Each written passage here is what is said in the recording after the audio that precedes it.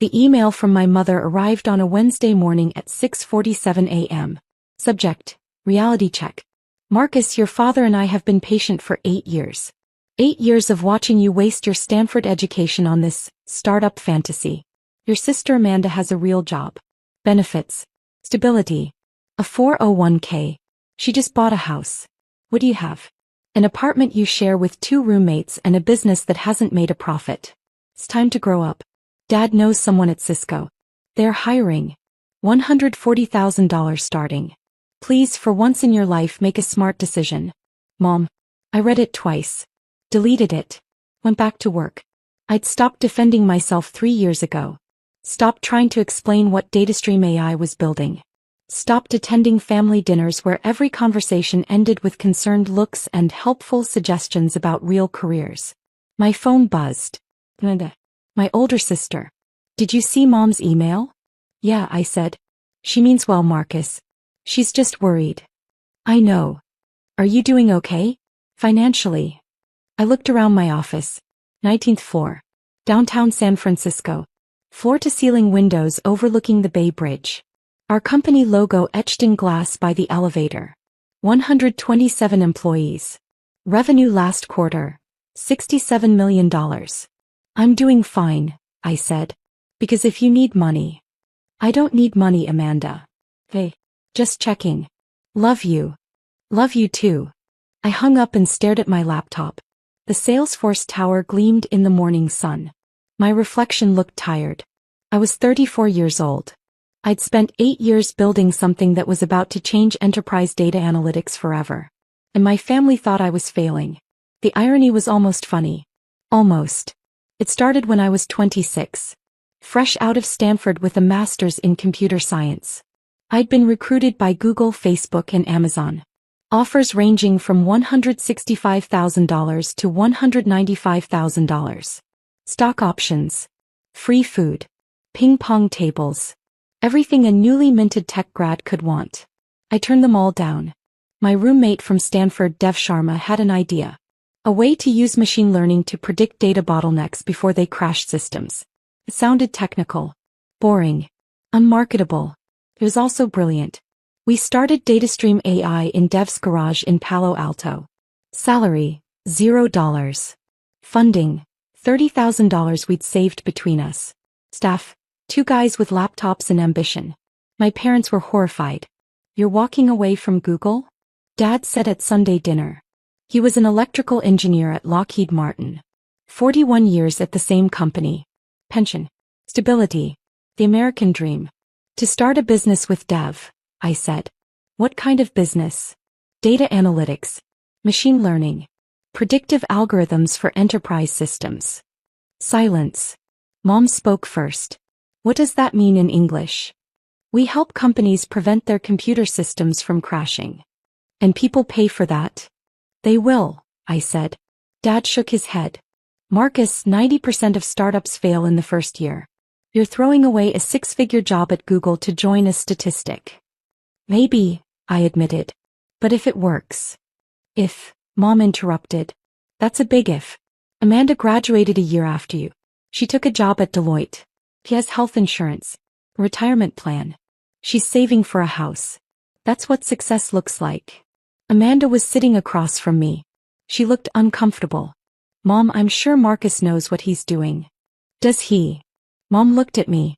Do you even have health insurance? Not yet, I said. What if he gets sick? What if this startup thing doesn't work? Then I'll get a job, I said. Companies are always hiring engineers.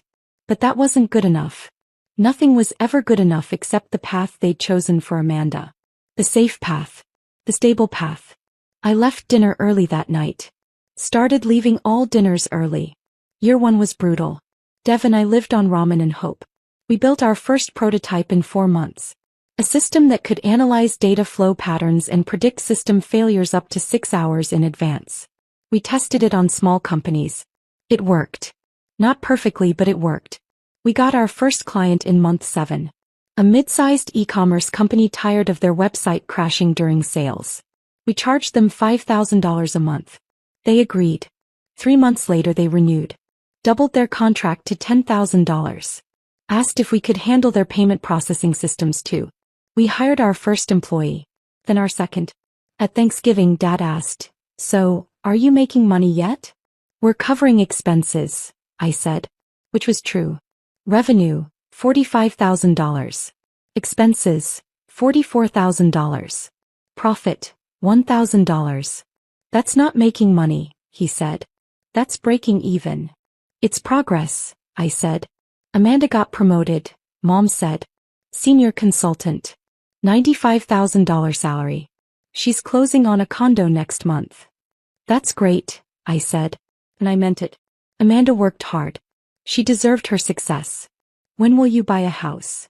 Mom asked. "When I'm ready," I said. "You're 27. Your sister bought at 26. I stopped going to Thanksgiving after that. Year 2 brought series of funding.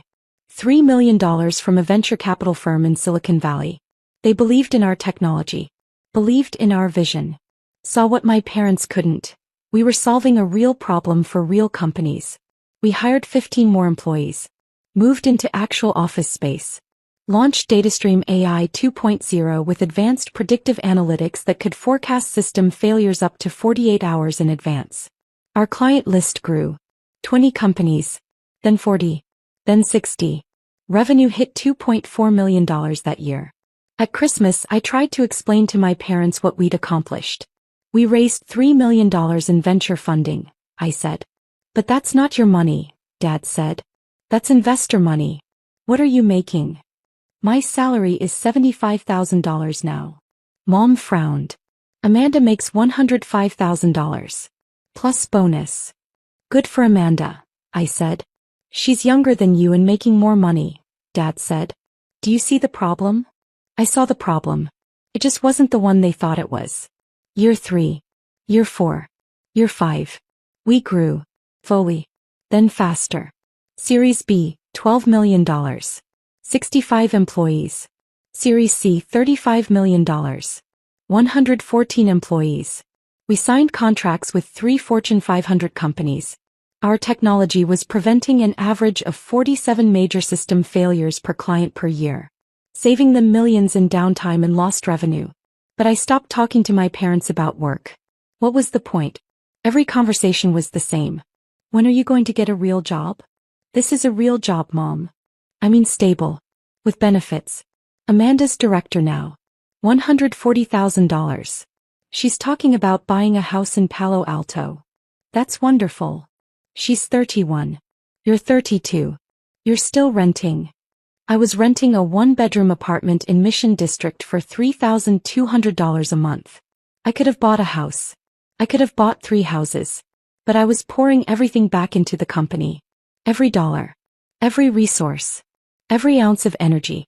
Because we were building something that mattered. Companies using DataStream AI reported 89% fewer critical system failures. 94% reduction in unplanned downtime. $2.7 million in average annual savings. But my parents didn't want to hear statistics. They wanted to hear that I had a 401k match and a corner office at an established company. So I stopped telling them anything. Year 6 brought the breakthrough. Amazon approached us. They wanted to integrate our technology into AWS. All of AWS. Every server.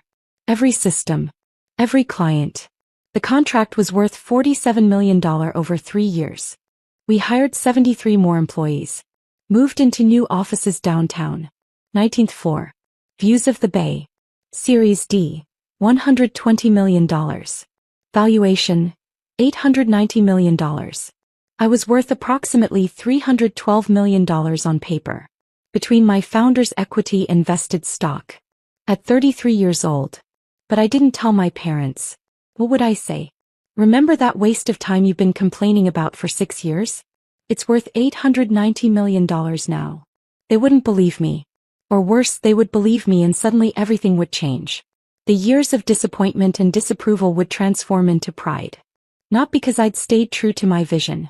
But because I'd finally achieved something they could understand. Money. So I stayed quiet. Amanda called me in October. "Hey, are you coming to Mom's birthday dinner?" "I don't know," I said. "Marcus, you haven't been to a family thing in 2 years." "I've been busy." That's what you always say. What are you so busy with? Work. That startup is still going? Still going. Like it was a car on fumes. A dying patient on life support. Yeah, I said. Still going. Mom thinks you're avoiding us. I am avoiding you. Silence. Then, why? Because I'm tired, Amanda. I'm tired of defending my choices. Tired of the concerned looks. Tired of being compared to you like I'm failing some test I didn't sign up for. We just want you to be happy. I am happy, I said. I'm building something incredible. Something that matters. But none of you can see it because it doesn't fit your definition of success. That's not fair. Isn't it? When's the last time anyone asked me about my company? Really asked? Not, when are you going to get a stable job? But, tell me what you're working on. When? She didn't answer. That's what I thought, I said. I didn't go to the birthday dinner. Year 7 and 8 blurred together. We expanded internationally. Offices in London, Berlin, Singapore. Our client list included 47 Fortune 500 companies. Revenue hit $180 million annually. We were approached by acquisition suitors. Microsoft offered $1.2 billion. We turned them down. This wasn't about an exit. This was about building something that lasted. I bought a house in Pacific Heights. 4 bedrooms. View of the Golden Gate Bridge. Paid cash. $4.7 million. I didn't tell my parents. What I did tell them in the rare phone calls that happened every few months. I'm fine. Work is good. Yes, still at the startup. Amanda got married. I went to the wedding. Stayed for 2 hours. Left before dinner. At the reception, an aunt cornered me. Your mother is so worried about you. I'm okay, I said. But you're not married. You don't own a home. You're still working at that computer thing. I did own a home. A $4.7 million home. I just didn't mention it. The computer thing is going well, I said. Well enough to settle down? Your sister has stability. A husband. A future. What do you have? I had 189 employees who depended on me. I had technology that was revolutionizing enterprise data management. I had a company worth nearly $900 million. But I said, I have a job I believe in. She looked at me with pity. I left early. The invitation arrived in January. Bay Area Business Excellence Awards. Annual gala honoring outstanding companies and entrepreneurs in the region. Black tie. 400 guests. Dinner and ceremony. My assistant forwarded it. You're nominated for Entrepreneur of the Year. The ceremony is February 14th. Who else is nominated? I asked. 4 others. CEO of a biotech startup. Founder of a clean energy company. 2 others in fintech. Do we know who's winning? It's confidential until the event. But. She smiled. I have a good feeling. So did I. We'd had an exceptional year. The AWS contract. The international expansion. The revenue numbers that made VCs drool. But winning wasn't the point. I'd stopped caring about external validation years ago. My work spoke for itself. So, it would be nice to be recognized. Confirm attendance, I said. +1. I'll bring Dev. She nodded and left. I stared at the invitation. The venue was the Fairmont Hotel. Grand ballroom. Catered by. I looked at the fine print. Elite Events Catering. My mother's company. My mother had started her catering business 12 years ago. Small events at first. Birthday parties. Anniversary dinners. Gradually building to corporate events. Weddings. Conferences. He was good at it. Professional. Reliable. Her company employed 15 people. Revenue around $800,000 annually. Decent for a small catering operation. She'd never catered an event I attended. Our worlds didn't overlap. I went to tech conferences and investor meetings. She worked society weddings and corporate dinners. But the Business Excellence Awards was big enough to need professional catering. And apparently they'd hired Elite Events. I thought about calling her. Warning her. But what would I say? Hi Mom, I'm nominated for Entrepreneur of the Year at an event you're catering. Remember that startup you've been calling a waste of time for 8 years? Turns out it's worth $890 million. Surprise. Well, better to let the night speak for itself. February 14th arrived cold and clear. I put on my tuxedo. Tom Ford. Perfectly tailored. The kind of tux that whispered money without shouting it. Dev picked me up in an Uber. He was wearing a tux too. We looked like we belonged in a Bond film. Nervous? He asked. Should I be? Your mom's working the event. I know. Are you going to tell her beforehand? No. He nodded. Bold choice. It's not bold. It's just, I'm done explaining myself. If I win, she'll see. If I don't win, nothing changes. And if you win? Then maybe she'll finally understand. We arrived at the Fairmont at 6:30 p.m. The grand ballroom was spectacular. Crystal chandeliers. Round tables with white linens. Each table seated 10. Name cards at every place setting. I found my table. Table 7. Front section. Good sign. Dev and I sat. The other seats filled quickly. A biotech CEO. A venture capitalist. A journalist from TechCrunch. A professor from Berkeley. An investor I'd met at a conference 3 years ago. They all knew who I was. Marcus Chin. DataStream AI, right? Read about your AWS contract. Incredible work. You're going to win tonight. I'd bet money on it. I smiled. Shook hands. Made small talk. At 6:50 I saw her. My mother. Wearing the black and white uniform of Elite Events Catering. Hair pulled back. Professional. Efficient. She was directing her staff near the kitchen entrance. Pointing to tables. Checking clipboards. She hadn't seen me yet. I watched her move through the room. She approached table 12. Started setting down appetizer plates. Smoked salmon. Arugula. Lemon wedges. Table 12 was 3 tables away from mine. Close enough that I could see her clearly. Far enough that she hadn't noticed me. The lights dimmed slightly. The MC took the stage. Good evening, everyone. Welcome to the Bay Area Business Excellence Awards. We have an exciting evening ahead. Dinner will be served shortly, followed by our awards ceremony. We're honoring some of the region's most innovative companies and leaders tonight. Applause rippled through the room. The first course was served. I ate mechanically. Salmon. Salad. Bread. My mother moved from table to table. Professional. Invisible. That was the art of good catering. Being present without being noticed. At 7:45, dinner plates were cleared. Dessert arrived. Chocolate mousse. Raspberry garnish.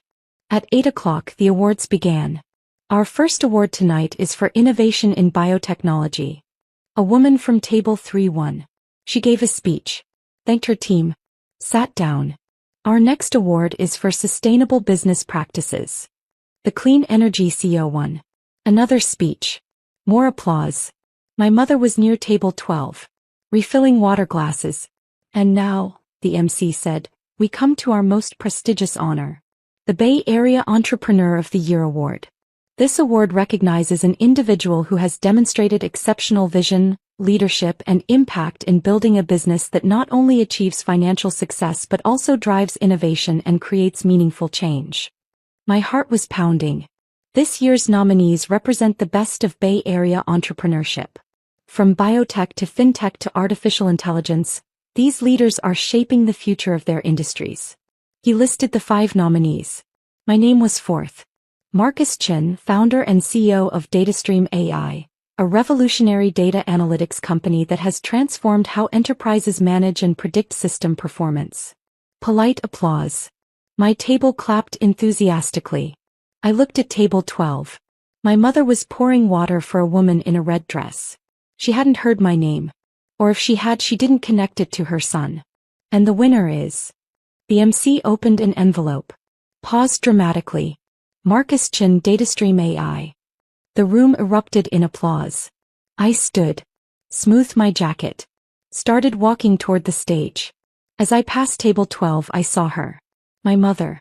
Holding a water pitcher. Staring at the stage where the MC was reading my name again.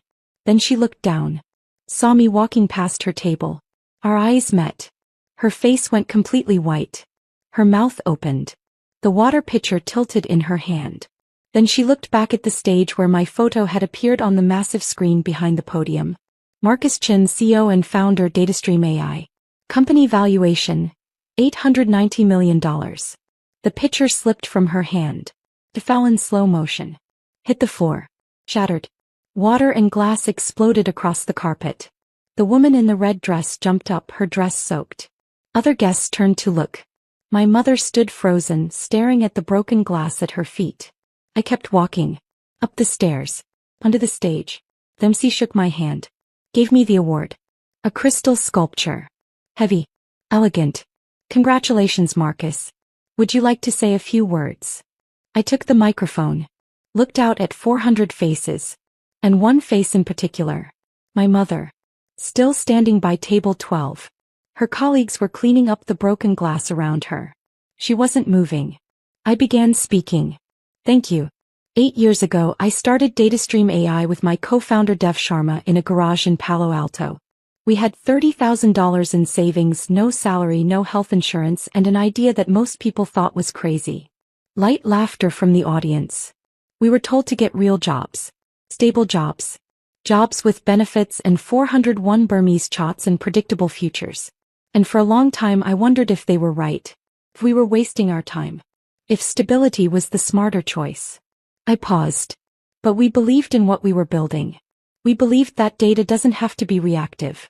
That companies shouldn't wait for systems to crash before fixing them. That prediction is better than response. I looked at my mother. She was crying. Today, DataStream AI serves 47 Fortune 500 companies. We've prevented over 8,000 critical system failures. We've saved our clients an estimated $340 million in downtime costs. We employ 189 people across 4 countries. And we're just getting started. Applause. This award isn't just mine. It belongs to every person who believed in this vision when it was just 2 guys in a garage. To every employee who took a chance on a startup when they could have chosen safety. To every client who trusted us with their systems. To my co-founder Dev, who's been with me since day one. I held up the award. And to everyone who ever doubted us, thank you. You made us work harder. The room stood. Standing ovation. I walked off stage. Back to my table. Set the award down. Dev hugged me. That was perfect. The other guests at my table congratulated me. Shook my hand. Asked for business cards. I looked toward table 12.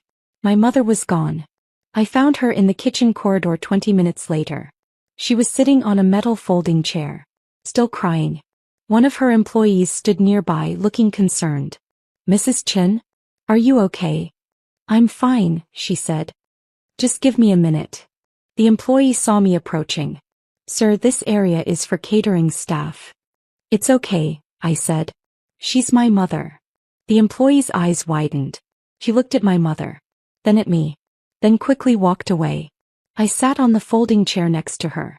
For a long moment neither of us spoke. Finally she whispered, $890 million. Yes. 8 years. Yes. And you never told us. No. She turned to look at me. Her makeup was running. She looked older than I remembered. Tired. Why? She asked. Why didn't you tell us? I took a breath.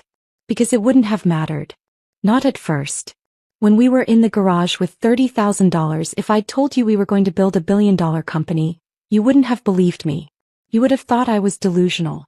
When we raised our first $3 million, you would have said it was investor money, not real money. When we hit $10 million in revenue, you would have said we weren't profitable yet. There was always going to be a reason it wasn't good enough. So I stopped trying to prove myself to you. That's not fair, she said. Isn't it? Mom, you spent 8 years telling me to get a real job. 8 years comparing me to Amanda. 8 years treating my company like a hobby I needed to outgrow. Because we didn't understand. You didn't try to understand, I said quietly. That's the difference. You never asked what we were building. You never asked to see the office. You never asked about our clients or our technology or why I believed in it so much. You just decided it was a waste of time and spent 8 years waiting for me to admit you were right. He was crying harder now. We were worried about you. I know. But your worry looked like judgment. Your concern looked like disappointment. And after a while I just stopped coming around because it hurt less than constantly feeling like I was failing you. You were never failing us, she whispered. That's not how it felt. We sat in silence. In the ballroom the ceremony continued. Another award. More applause. I'm sorry, she finally said. I'm so sorry, Marcus. We were wrong. About everything. About the startup. About your choices. About. She gestured toward the ballroom. All of this. You built something incredible and we couldn't see it. You couldn't see it because you weren't looking, I said. You'd already decided what success looked like and I didn't fit that picture. What can I do? She asked. How do I fix this? I thought about that. About the 8 years of disappointment. The missed dinners. The phone calls I'd stopped answering. The distance that had grown between us. You can start by actually asking about my life, I said. Not comparing it to Amanda's. Not worrying about stability. Just asking, what am I working on? What are my goals? What makes me excited about the future? You can start by being curious about who I actually am instead of disappointed about who I'm not. She nodded. I can do that. And you can stop thinking there's only one path to success. Amanda's path is valid. Mine is too. They're different. That doesn't make either one wrong. You're right. She wiped her eyes. Will you come to dinner? Next Sunday? Can we start over? I hesitated. 8 years of hurt didn't dissolve in one conversation. But she was my mother. And she was trying. Hey, I said. Sunday. He hugged me. Tight. The kind of hug I hadn't gotten in years. When she pulled back, she said, I'm proud of you. I should have said that 8 years ago. I'm saying it now. I'm so incredibly proud of you. Thank you, I said. Can I? She hesitated. Can I see your office sometime? Your company? I want to understand what you built. I'd like that, I said. Sunday dinner was awkward. I arrived at 5 p.m. Mom, Dad, and Amanda were already there. Amanda hugged me at the door. Congratulations on the award. I saw the video online. Your speech was amazing. Thanks. Dad shook my hand. Formal. Uncomfortable. We need to talk. We sat in the living room. The same living room where 8 years ago they told me I was making a mistake. Dad spoke first. Your mother told me what happened at the gala. About DataStream AI. About the valuation. He paused. I looked up your company. Read some articles. You've been featured in Forbes, TechCrunch, The Wall Street Journal. A few times, I said. Why didn't you tell us? Same question Mom had asked. Different tone. Not hurt. Confused. Because you weren't listening, I said simply. And by the time you might have listened, I didn't feel like sharing anymore. That's fair, he said quietly. We weren't listening. We had an idea of what your life should look like, and when it didn't match that idea, we assumed you were struggling. We were wrong. Yes, I said. You were. Amanda spoke up. For what it's worth, I never thought you were failing. I just didn't know how to stand up to them when they were so worried about you. I looked at my sister. She'd always been caught in the middle. The golden child who never asked for the comparison. I know, I said. I don't blame you. Mom brought out dinner. Pot roast. Mashed potatoes. The meal she'd made every Sunday for 20 years. We ate mostly in silence. Then Dad said, tell us about DataStream. Really tell us. What does your company do? So I did. I told them about predictive analytics. About machine learning algorithms that could see patterns humans missed. About the AWS contract. The international expansion. The lives we'd indirectly saved by preventing critical system failures in hospitals, power grids, and financial systems. I told them about our team. The brilliant engineers from MIT, Stanford, Berkeley. The sales team that had signed 47 Fortune 500 contracts. The customer success managers who worked around the clock to make sure our technology delivered. I told them about the future. The product launches planned for next year. The industries we were expanding into. The potential IPO in 18 months. They listened. Actually listened.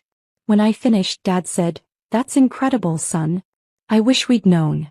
I wish you'd asked, I said. We're asking now, Mom said. Better late than never? I smiled. A small smile. But real. Yeah, I said. Better late than never. 3 months later, I invited them to the office. All three of them. Mom, Dad, Amanda. They arrived at 10 a.m. on a Tuesday. I met them in the lobby. 19th floor, I said as we entered the elevator. The doors opened to the DataStream AI reception area. Glass walls. Modern furniture. Our logo etched in brushed steel. Welcome to DataStream, the receptionist said. Mr. Chin, your guests are here. Thanks, Maria. I gave them the tour. The open workspace where 127 engineers wrote code. The conference rooms named after computer science pioneers. Turing. Lovelace. Popper. The kitchen with free food and coffee. The game room. The meditation space. We stopped at my office. Corner office. View of the bay. This is where you work? Mom asked. Most days, I said. When I'm not in meetings. She walked to the window. Looked out at San Francisco. It's beautiful. It is. I showed them the war room where we monitored client systems in real time. Screens everywhere. Engineers watching data streams from 200 companies across 6 continents. Every one of those screens represents a company trusting us with their critical systems, I explained. If we fail, they fail. That's the responsibility we carry. Dad stared at the screens.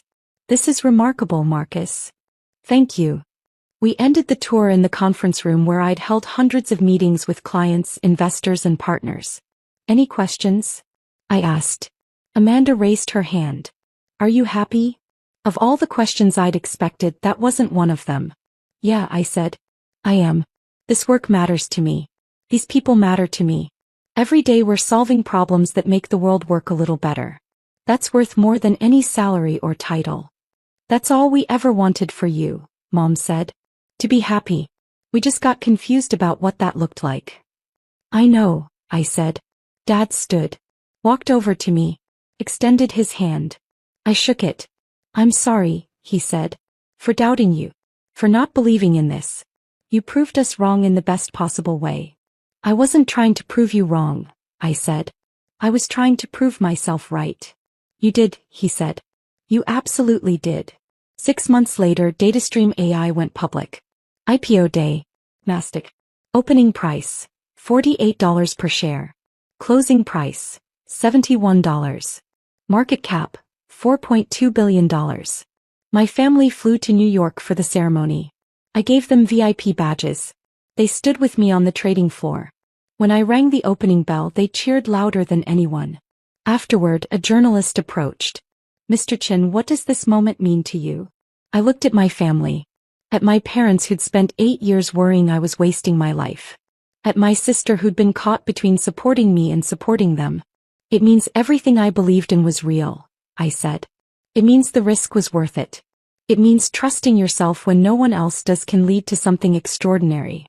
Any advice for aspiring entrepreneurs? I thought about the garage, the ramen, the doubt, the years of building something while everyone told me to stop. Build what matters to you, I said. Not what looks safe to other people. Not what fits someone else's definition of success. Build what you believe in. And if people doubt you, let them. Their doubt doesn't define your reality. The interview ended. We went to dinner at a restaurant in Manhattan. Expensive. Celebratory. Dad raised his glass. To Marcus. Who knew what he was doing all along even when we couldn't see it. To Marcus, everyone echoed. We clinked glasses. Mom reached over and squeezed my hand. I'm so proud of you. I know, Mom. No, she said. I mean, I'm proud of who you are. Not just what you built. You stayed true to yourself even when it was hard. Even when we made it harder. That takes courage. Thank you, I said quietly. Amanda smiled. For the record, I always knew you'd do something amazing. I just didn't know it would be this amazing. I laughed. Neither did I. We ate. We talked. We celebrated. And for the first time in 8 years, I felt like my family finally saw me. Not as a failure who needed saving. Not as a cautionary tale about risk and instability. But as someone who'd built something real. Something lasting. Something that mattered. 8 years of doubt. 8 years of proving myself. Worth every single day.